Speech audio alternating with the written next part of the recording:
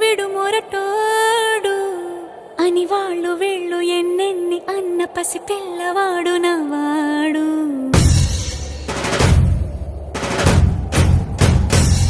విడు ముండోడు అని ఊరు వాడ అనుకున్న గాని మహారాజు నాకు నవ్వాడు.